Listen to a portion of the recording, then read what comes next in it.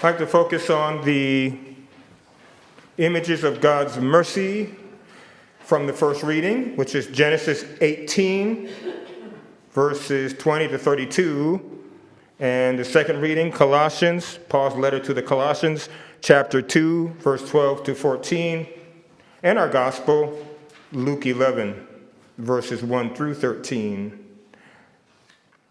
And to apply that sense of God's mercy, something we heard in our opening song, Table of Plenty, where in the words of God, the song says, I wait to welcome the lost and lonely. And then with that idea also, so store that away for a bit, share with you a couple of commentaries I came upon recently for a little exercise in what one of the writers, a man named Brendan, and I think it's Toll is his last name. He's a teacher at an all-boys Catholic secondary school, I believe it's a secondary school, in Camden, New Jersey. And one thing he speaks about his work and ministry and vocation as a teacher, particularly at a Catholic school, is he says, I teach students how to think theologically about the world. And so I want to invite you, along with Mr. Toll, and then another writer that I came across this week, to think theologically about some things going on in the world, about current events. You might consider, for instance, in the first reading about Sodom and Gomorrah, notorious for all kinds of debauchery and sinfulness and all other kinds of things. In our day, something that might make you think of Sodom and Gomorrah, some of a certain age, or if not you, you're looking back on your children, who are now, of course, adults or whatever else. Cultural phenomenon of certainly the 70s and 80s, and even till now, is the heavy metal rock group Black Sabbath, and all that they represented and represent externally. Well, their front man, main singer, Ozzy Osbourne, just died recently. So I want us to think theologically about that current event, the death of Ozzy Osbourne, and the whole culture of the dark heavy metal that their group represented and all that sort of thing, keeping in mind those words from Table of Plenty, God saying, I wait to welcome the lost and lonely. And then, just so I know how much I may or may not need to give background information, highly uncharacteristic of me to be talking about tabloid, gossipy, worldly stuff, but how many of you have seen coverage of or know what's going on with the Coldplay Kiss Cam scandal? How many of you have any idea what that is? Okay, so I'll have to explain it a little bit in order to talk about it theologically. So first, Ozzy Osbourne and Black Sabbath and that whole kind of heavy metal, screaming, cacophonic music, violence, and all kinds of things that we think are in their music. Mr. Toll, whom I'm gathering is in his late 40s to mid-50s, somewhere in that, based on what he says. He was born in New Jersey, in Camden. And he says he was in a garage band, played bass, and among the groups that they covered were Black Sabbath.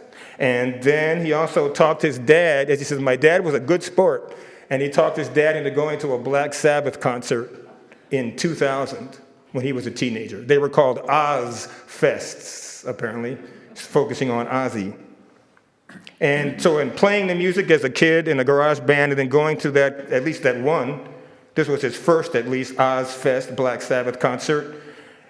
He says about the music, there was something in those riffs that felt bigger than the music. I couldn't have named it at the time, but I know now what it was. It was longing. They didn't just sound heavy, they sounded like they were searching for something. Then he says, let me be clear, there was plenty there at the concert and in the whole culture of Black Sabbath and everything else and that kind of music. There was plenty there that didn't align with the gospel, but that didn't mean God was absent from the margins.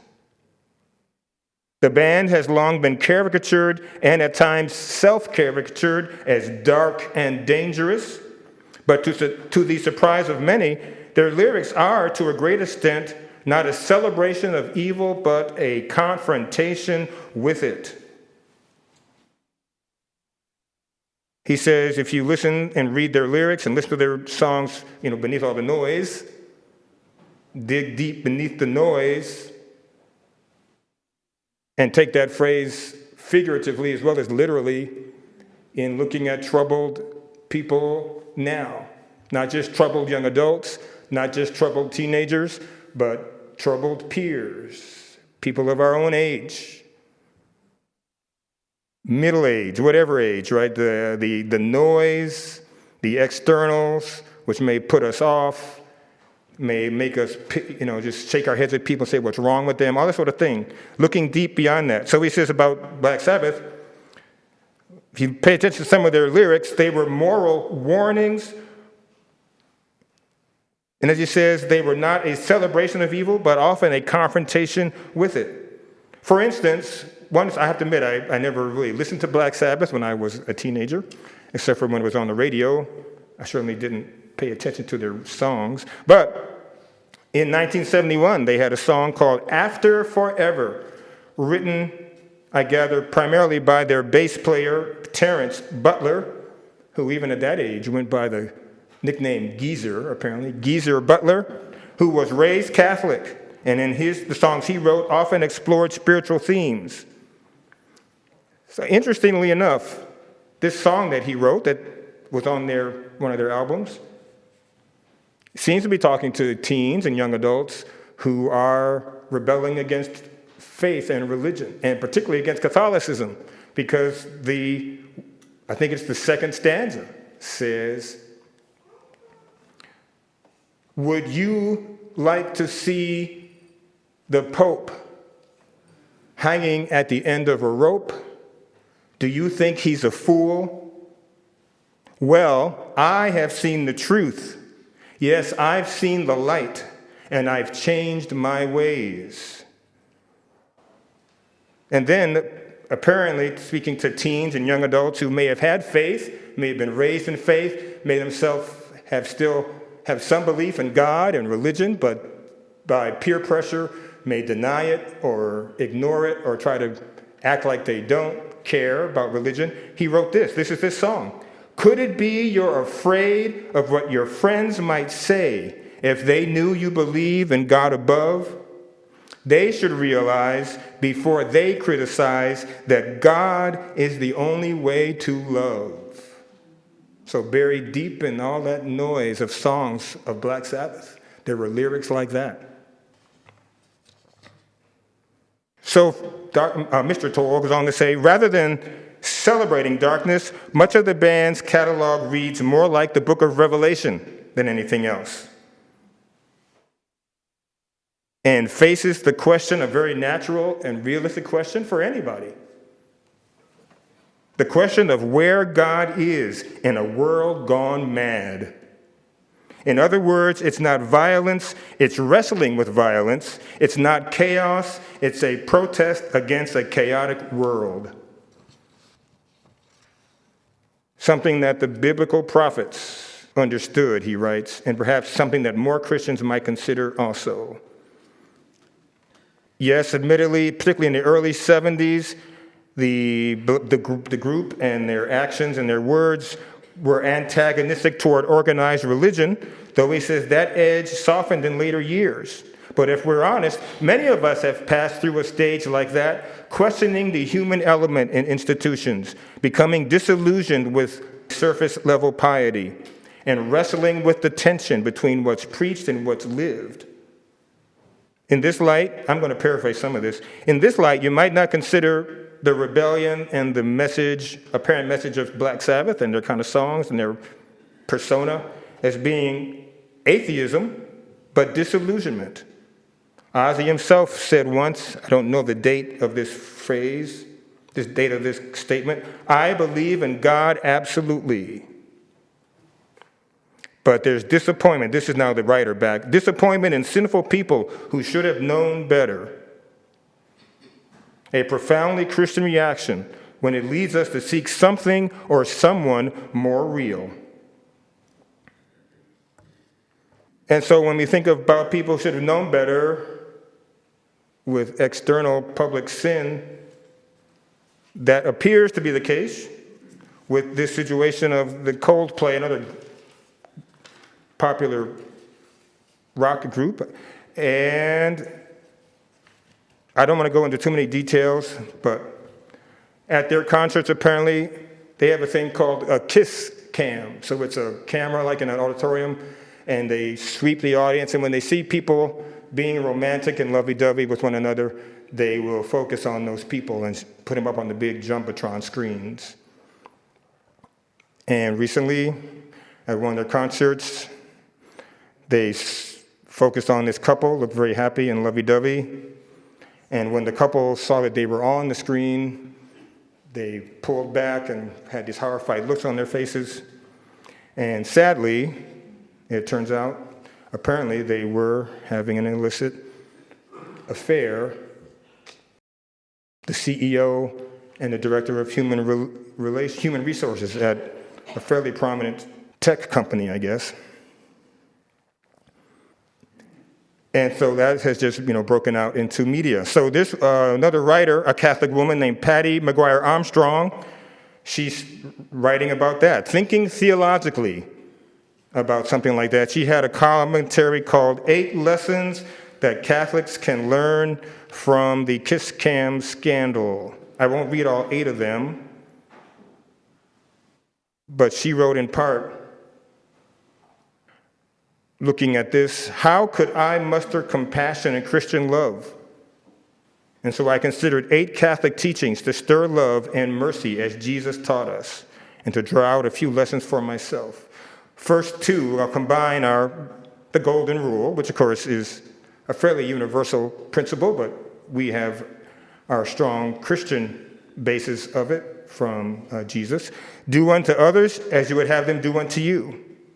And so she says, for instance, imagine you having a son or a daughter, a sibling or a parent, someone you know, care about, publicly caught in sin, made into the butt of jokes. What a heavy burden that must be, thus inspiring compassion and prayers for the innocent victims. Someone like Abraham saying to God, if I can find even 10 innocent people in Sodom and Gomorrah, would you spare it? So rather than joining in mocking and making fun of these 2 people, or even whatever else you might have an attitude toward them, is to think about their families.